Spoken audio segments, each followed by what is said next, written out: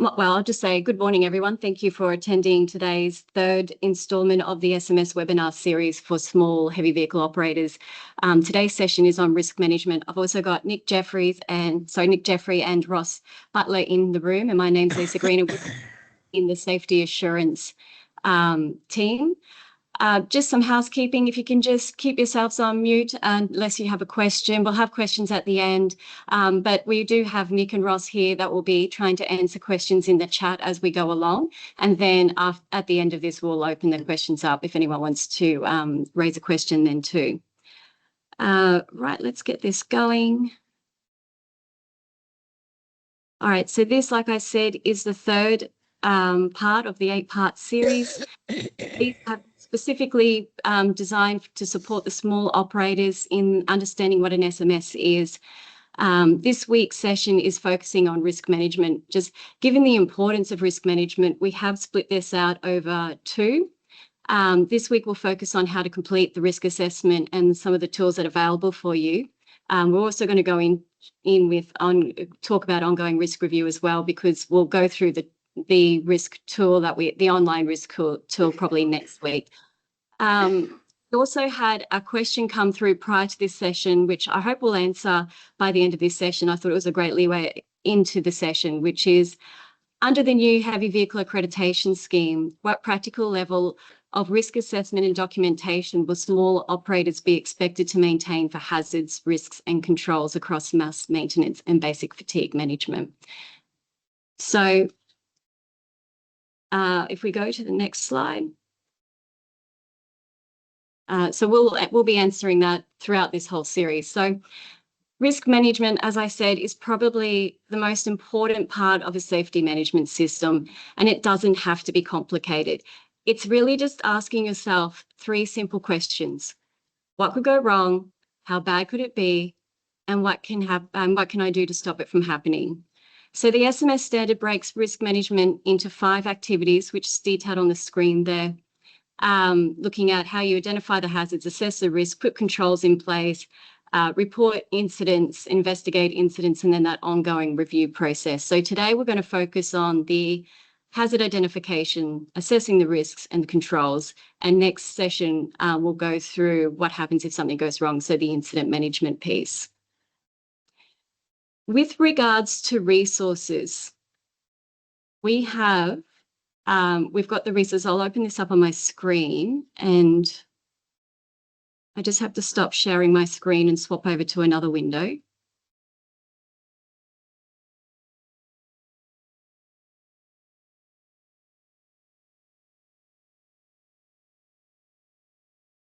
All right. Can you see the new window? Can you see the new window? Yep, that's SMS resources, yep. Excellent. I'll just flick it over. Okay. So under safety on our website, under safety accreditation and compliance, you scroll down to the bottom, safety management, the resources. So this is the same information we took you through last week. There's a whole section here on risk management. And here there's a template to undertake a single risk. There's the task risk assessment, there's the risk register, and we are updating this material as we go along. If we click on here, this has a very basic risk register, which we'll go through as part of this presentation. But just so you know, it's here, and you can fill out the risk register here. So this is what we're going through, is this risk assessment process. Then if we go to the master code of practice, can you see this one? Yep. Yeah, great.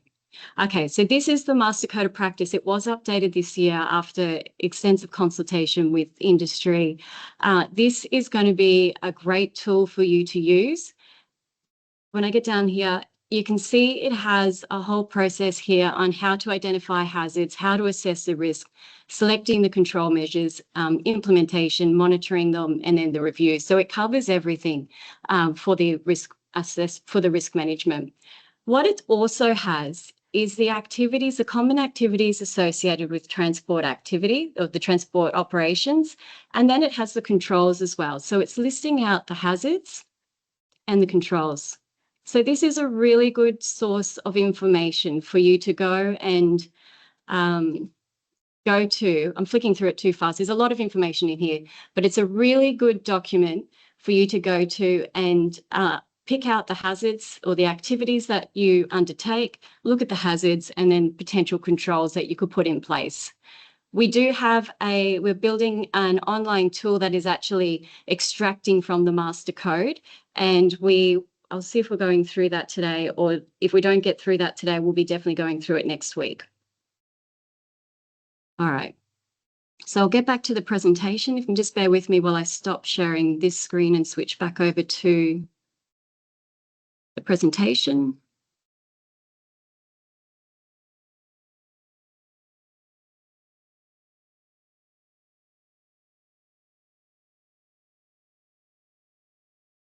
All right. Can you see that screen again? Yes. Yep. Great.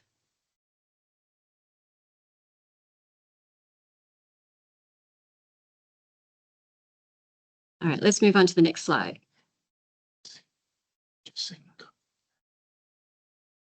All right, so hazard identification. This is the first step. This is simply about recognizing what could cause harm before the work starts. A lot of people think that you need to sit down and write a big list of hazards, but that's not how it works. The easiest way is to start with the job itself. And let's look at an example. Imagine we're just accepting a job to transport grain. Rather than asking what are all the hazards in my business, we'll break this job into the steps that we actually perform, which is receive the job, travel to the farm, load the grain, transport it, unload it, return to the depot. Now, for each step, we're asking one simple question: what could go wrong here? What is the hazards associated with these activities? For example, when we receive the job, the customer might give us unrealistic timeframes. That pressure could encourage speeding or fatigue later on in the journey. When loading, we might overload the vehicle, fail to secure the load properly, or load it unevenly. While transporting the grain, the hazards could change again. We start thinking about fatigue, speeding, changing road conditions, or the load shifting during the journey. Then when unloading, we have different hazards again: truck movements around people, spills. The most important thing is that the hazards change depending on the task that you're doing. And that's why we identify hazards looking at the work we're doing one step at a time. You might notice these hazards come from different places. Some do relate to people, some relate to vehicle or equipment like poor vehicle condition, and some relate to the environment like weather or road conditions. And some come from the way the work is organised, for example, unrealistic schedules or poor communication. If you simply break the job down into steps and ask what could go wrong here, you'll identify most of the important hazards. And again, the master code is a great source of hazards and the common activities associated with the transport activity.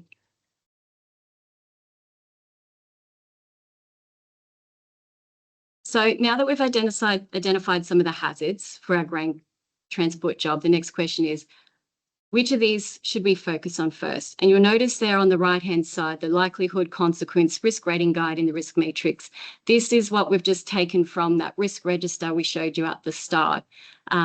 So starting off with what we should focus on first, that's what the risk assessment helps us answer. It's not about filling in a form or getting the numbers exactly right. It's about deciding where your biggest safety risks are so you can manage them before someone gets hurt. There are two simple questions to ask. First, how likely is it to happen? That is, has it happened before? Is it something that could realistically occur during normal operations, or is it very unlikely for it to occur? Second, if it did happen, how serious would the consequence be? Would it simply delay the job? Would someone be injured? Or could it result in a serious or fatal crash? When we combine these two answers, we end up with the risk rating. So if we look over here, this is the likelihood, how unlikely, possible, likely, or almost certain, and then the consequence, the minor, moderate, major, and extreme. Then when you combine these two answers, you get the risk rating here. So it's possible for the first one here, we'll go through the hazards, sorry. Looking at the examples, the first hazard is an uneven loaded vehicle. If the vehicle is not loaded evenly, or it's overloaded, or the load isn't properly restrained, or the load could shift while traveling, that could make the vehicle unstable and potentially cause a serious crash. We might decide that that's possible because we know there's been some recent incidents involving this, and the consequence is extreme, as If the vehicle becomes unstable and loses control, it could result in a multiple fatality crash on a public road. So that gives us a high risk rating.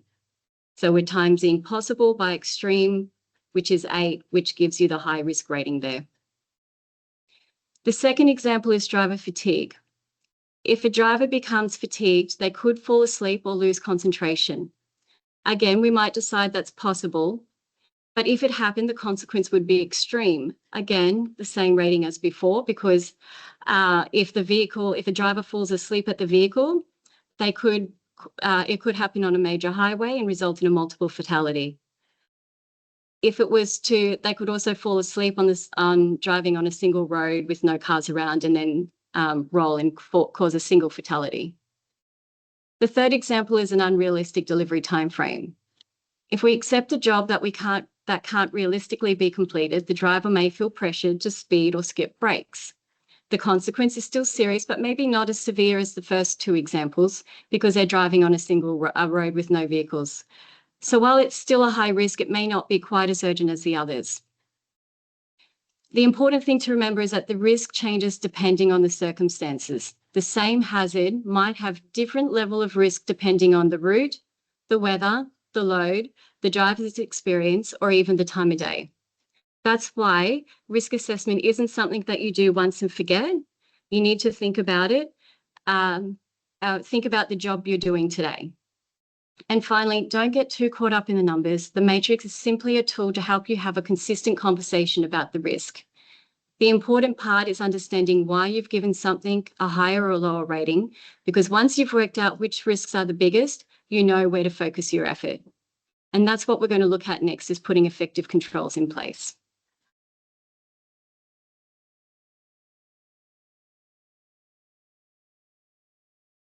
All right. So we've done our hazards. We've assessed which ones present the greatest risk. The next step is deciding what are we going to do about them?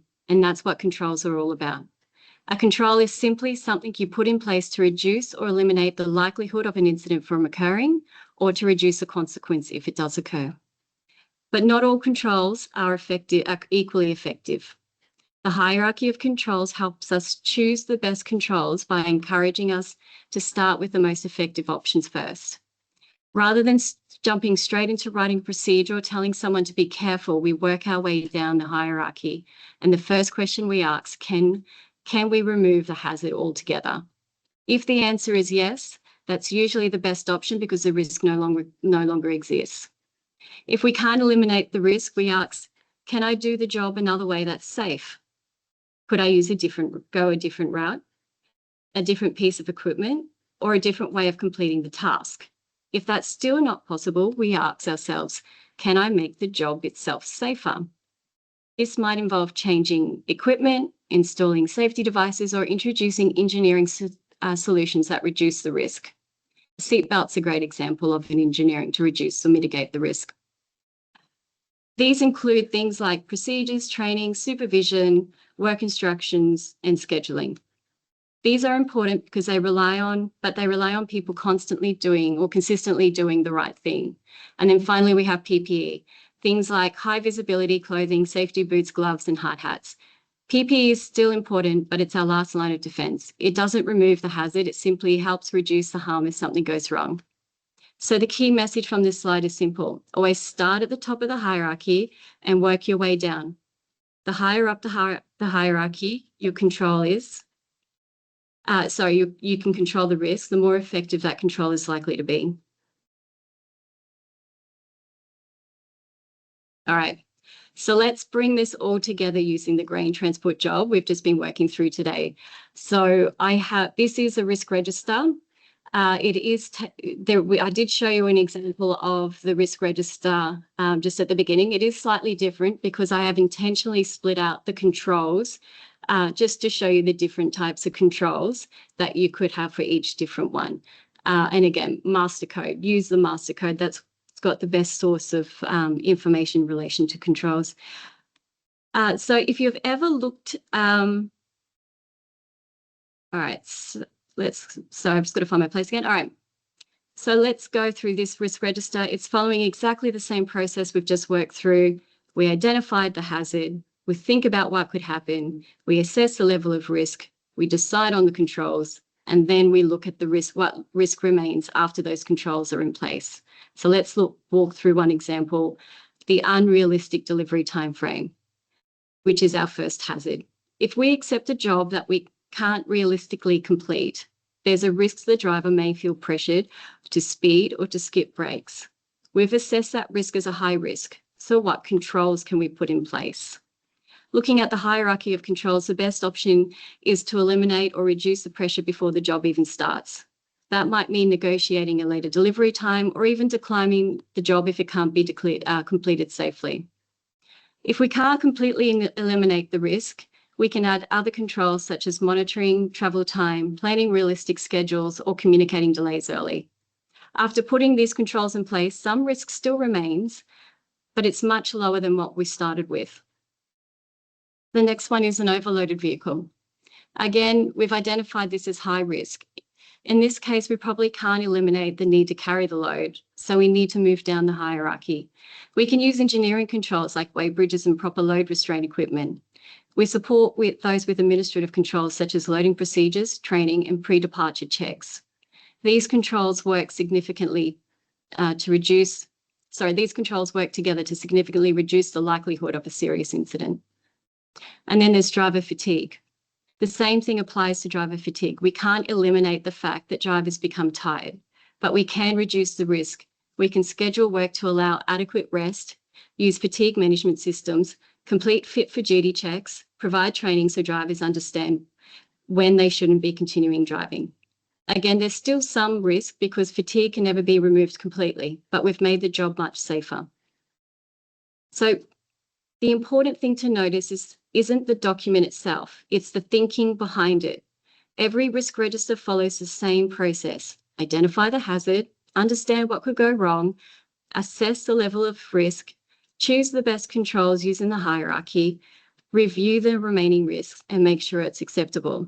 That's really all a risk register is. It's simply a practical way of recording how you've thought about safety before starting the job.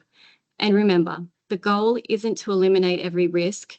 In transport, that's rarely impossible. Until we have driverless cars, there will always be a risk, and transport activity is one of the highest risks out there. The goal is to reduce the risk so far as reasonably practical by choosing the most effective controls available and reviewing them regularly to make sure they continue to work. Now, the other thing to remember too is that this document is not a static document. It is a live document. It is important that when you're working through your activities that you are regularly reviewing this risk register. If your situation change, if you get a new client, you transport a new product, or if your scale of your business changes, it's important to review your risk register. If you have an incident, it's important to review the controls that were associated with that risk. And that's something we'll talk about next week when we look at the incident register as well. It's not a static document, it's live.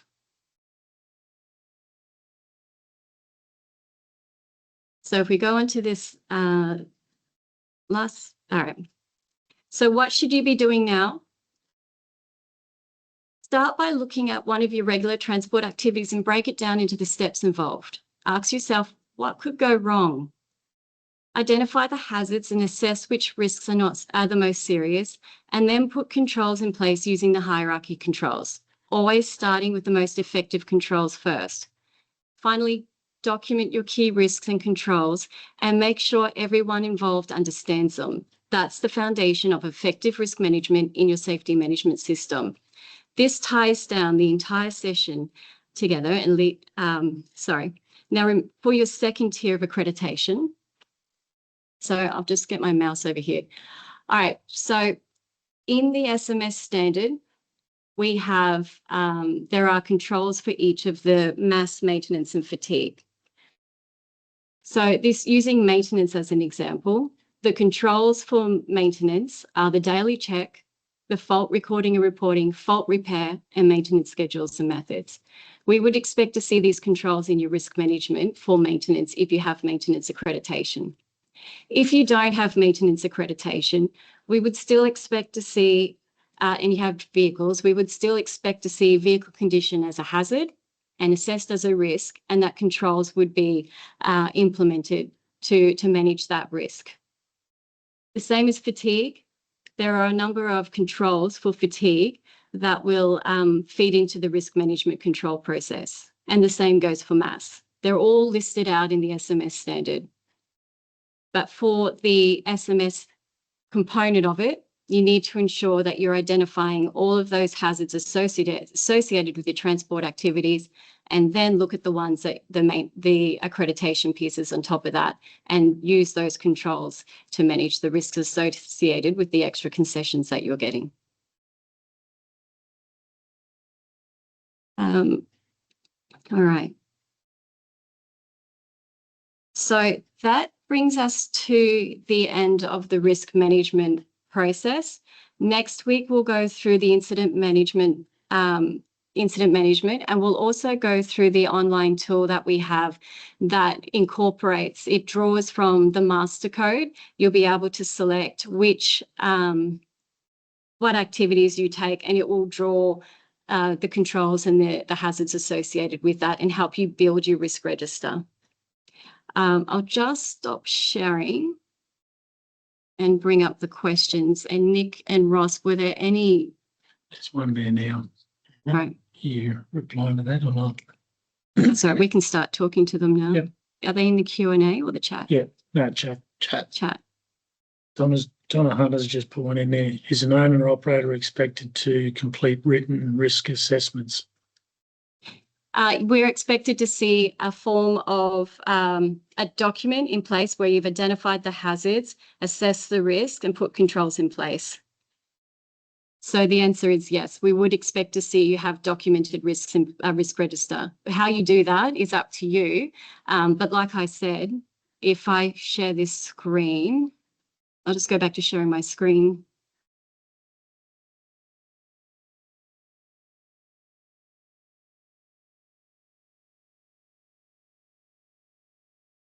Where is it? Let's be here. Can you see that? Yeah. Yeah, great. All right. On our website, we've got a risk register here. It's a very simple risk register. We've just gone through it. This was the hazard identification. This was the risk, the controls that you currently have in place, the likelihood, the consequence, the risk score, the risk rating, and then any actions you want to take, any additional controls you want to put in place to reduce the risk to give you your actual risk. And that's using this likelihood, the consequence, and the risk rating up here. So this is a very, very simple risk register that's available for you to use on our website. And you can use that in conjunction with the master code. I'll just go back up here. If we look at, let's look at managing driver fatigue. All right.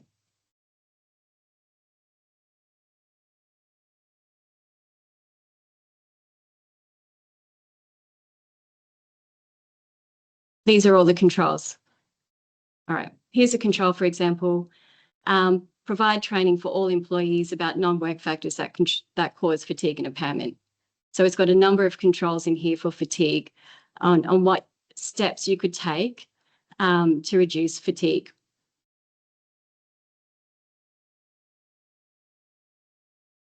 Are there any other questions? Some statements in there. Statements? All right.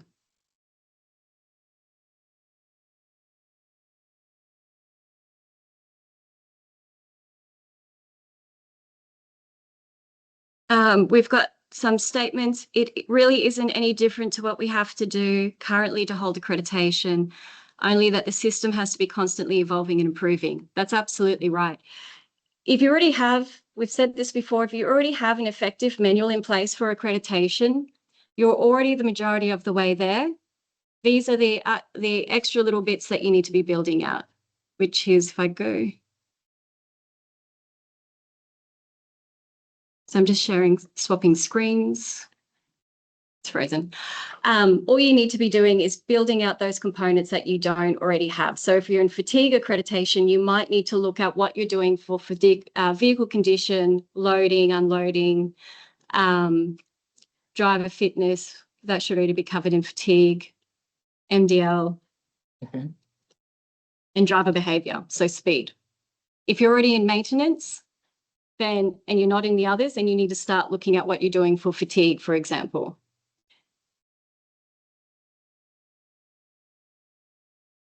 What else have we got? There's a couple in Q&A too. There's a couple in Q&A. Thank you. My computer's frozen. Any chance you could them out? Okay, so in Q&A, Lisa wrote, how do you ensure your risk rating is correct? Again, you'd be referencing back to the master code. Yep. Yep. Referencing back to the master code, if you're in an industry association, reach out to them to understand get their advice as well. Just bear in mind that land transport activities is a very high risk activity. The likelihood of having an accident on the road is very real, hence why it's a very high risk activity. Yep. And we have another one from Isabella. What documentation will management need to sign off on? So if that's in relation to a risk, it's been identified in a risk register. Generically, what you'll see is when you look at minor, moderate, major, and extreme, that is controlled through different levels of management within an organisation. So if you have a high or critical, for example, it'll be a senior manager that needs to approve of that risk, if that's what you were talking about there, Isabel. So, yep. She's also put another one there. Also, how can we best integrate our existing compliance? I suppose that's supposed to be data like Guardian events, fatigue management, telemetrics, and NCRs into a single SMS framework to show continuous improvement. That's a great one. So there are your controls in place for fatigue and driver behavior. The fact that if you're getting that telematics data and also the Guardian data or the fatigue data, the alerts, you should be reporting on those and understanding the trends of, especially with driver behavior, seeing an increase in speeding events or a decrease in speeding events. That helps you keep an eye on controls that are working, that are effective or not effective. So if you're seeing an increase in speeding events, it might be that you need to have more driver training, some sort of other program in place to help bring those back down. So, but that's really good data it's a really good control, a really effective control for fatigue and speed or driving behavior. And it's because it's so visible, you can easily see the trends and be able to improve. Carly's put on there, when will the NHVR's risk register builder be available? We are in the final stages of reviewing that. So I don't have an answer when it will be available, but shortly. That we might have an answer for that in the next week's session. Yeah.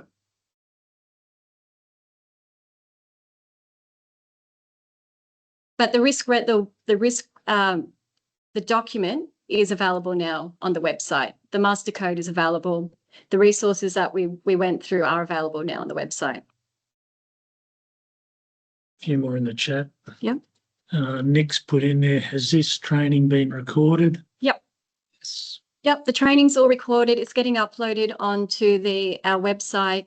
We also send the link out to the training. So where you register, we're uploading the recordings onto there as well. But we also send out the recording post this as well. Craig Day's put in there, how do you handle the risk rating disagreements that are likely to occur? For example, a company assesses a risk as low and the regulator saying it should be extreme.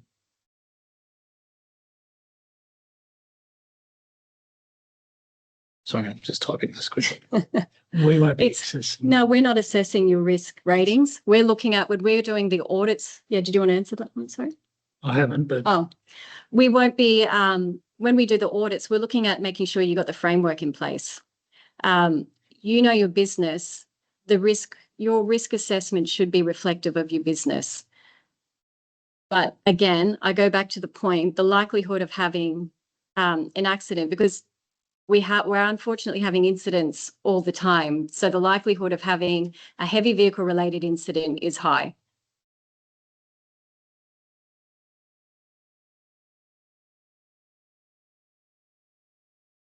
someone's pointed that. Ashley has put in there, if you had a driver that survives on 4 or 5 hours of actual sleep, comes in for a shift and has an accident in his sleep hours is his sleep hours enough, or is there some kind of law that would see him as liable even though he has had a 12-hour break in between shifts but only had 4 or 5 hours of actual sleep time? Sorry. Matt Boland's put a comment in there. Oh, okay, we'll go with what Matt says. So sorry, I can't. Yeah. So in relation to that question, you'll see Matthew Boland's just put in some additional information for unfit to drive, and section 228 speaks to the driver's duty. So if you have a look through that link and follow that information, it should be able to answer that question.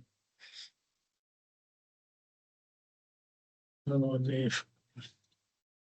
Thanks for that. So Alan McKenzie's put in there, when talking about the 1 August start, will there be a grace period considering we are 30 days away from the start and that NHVR do not have all the tools available at this stage? So the 1st of August start, that is for those who are transitioning across. For operators who didn't feel they would be ready for the 1st of August, that were their accreditation was expiring. That's why we encouraged them or invited them to renew their accreditation before the 1st of August to be able to give them more time to get ready. There are operators out there that do have the systems already in place.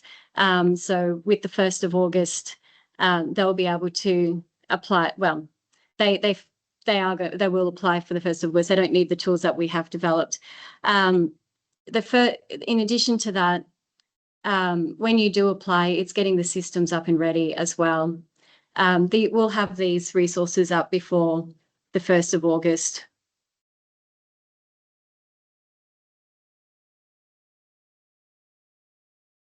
Is there any more in?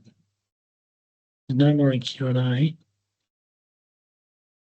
I think the chat's done. No more Let's questions? Open it up.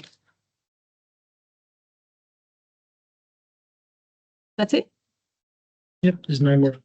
Well, there's one here. If my accreditation expires in March 27, what do I need to do to ensure we are compliant? So your accreditation expires on March 27. Now is, so you keep doing what you're doing. You keep with your current accreditation because NHVAS continues concurrently with the new scheme, and you start building out your SMS components. And that is going back to, start doing your risk assessment, start putting your incident management process in place. So you can start, so by the time you hit March 27, you should have most of those systems and processes in place for the SMS. To transition to the new heavy vehicle accreditation. If you are currently, I'm just reading Steve's question just because it relates back to that. There was talk of extensions up to 12 months. If you have, so the NHVS continues as per it does, and in that period you can apply for an extension if you have the ability to extend. But if you've already hit the 3 years, then you won't be able to extend out anymore. There's one there on training. Yeah, so will there be a further session on how to assess risk, a more detailed training session? The next session will go through the tool on how to look at the risk, but we don't have another session that specifically looks at assessing risk. Should we bring it into next week's session? We can do. Yeah, we can. We can do that. If that's what's, if we need more information on how to actually assess the risk, we can put another slide in there next week to actually go through on actually assessing the risk. Yep. Yeah. And just in the chat as well, guys, you'll see there's been a link added in for the NHVR transition to the HVA scheme. So some of these questions in relation to how to change over to the new scheme, additional information, please follow that link. It has a bunch of scenarios and different bits and pieces in there that will advise you on what action you need to take. And as per always, if you do get stuck, please call the contact centre and someone there will assist you in your inquiry. And Anna's asked one, just that first one we had about checking sizes of operators. Anna, we have answered that, but the documentation to assist operators and approved auditors in determining the size and complexity of an operator is currently under review and nearing finalisation. So it's expected to be released shortly. So operators and auditors will get a copy of that. Will operators be required to undergo an audit as part of the new application process? Yes. When you transition across, you'll need to do the entry audit as part of the new process, where you'll be assessed as having a system in place that is present and suitable. If you have 6 months worth of evidence to demonstrate that it's not only just present, suitable, but also operating and effective, you can skip or waiver the initial compliance audit. But it has to be you have to demonstrate you've got an effective system at the entry audit. Will registration on MAS still be required, or will this cease once we get the SMS up? I'm not sure I understand that question. I think that's the new HVA requires the general safety accreditation and also the SMS, which covers the alternative compliance accreditation for fatigue, for MAS, and also the general MAS accreditation program. So you still require those 3 modules, or whichever ones you require. That helps. Yep.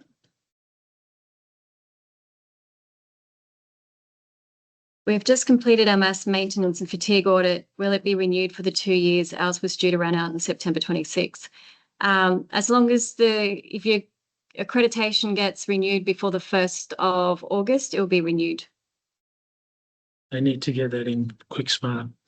Yeah. It has to be in by the 17th of July. I think the details are in that link in regards to the transition to HVNL. Will the entry audit be done by our current auditor provider? It's a similar process to what it currently is. You'll need to put in the application. Compliance audit certification with accreditation to organise your auditor. And they will come and, as the system proceeds now, you put the CAA in, have your audit done, then you submit that with your renewal application. Yeah. So it will still be the approved NHVR auditors that will be undertaking the audits. We've been working with them, helping them get up to speed with the new heavy vehicle accreditation as well.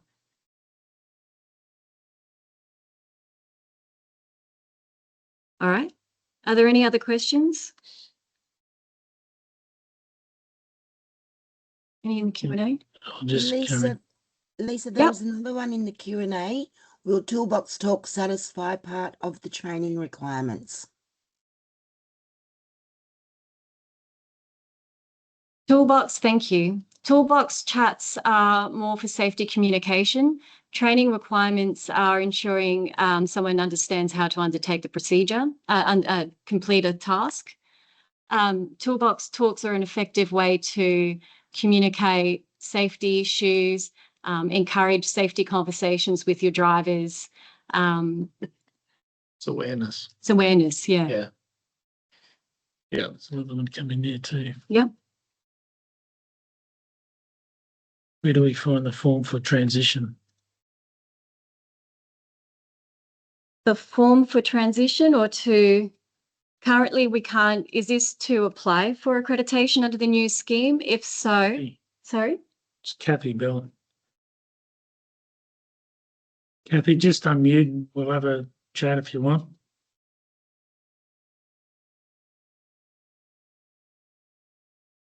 Is Kathy still online?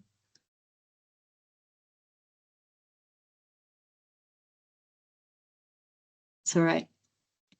She's also put in there, we give toolbox job cards for each job. Is this sufficient? Sufficient for, we might follow up with Kathy afterwards Yep. to get further information around that one. Currently, trucks have to be registered to operate under mass management. Under the new SMS and HVA, will trucks have to be registered in this scheme, or will all trucks under control of the operator comply? Sorry, what was that? Currently, trucks have to be registered to the operator under mass management. Under the new scheme, under the new SMS and HVA, will trucks have to be registered in this scheme, or will all trucks under control of the operator comply? Nominated, Yeah, still the same. yeah. The accreditation requirements aren't changing. It's just they're not as prescriptive as they currently are. Yeah. So with that, you'll still have an SMS with your GSA that'll cover the entire fleet. But then when you go down and you have trucks running under mass, which will be HML, there'll be additional requirements for those nominated vehicles. Yeah. Any others in Q&A? Nope. No. Just sent Kathy an email with their email address to send us an email. Cool. Thank you. We can have a chat. All right. Okay, so I don't think there's any other questions coming through. Thank you for attending today. We'll put another slide in there for the assessment process and also go through the tool with how this tool that we're building will take you through it so you've got an idea of what it can do.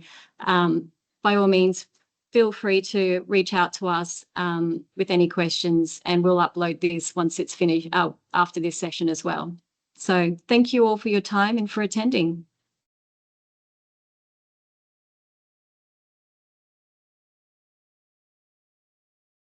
And he just put one on there. Oh, really? Currently, trucks have to be registered to operate under mass management under the new SMS. Will trucks have to be registered in this scheme, or will trucks under control of the operator comply? Does this apply to PBS trucks and dogs? I would assume so.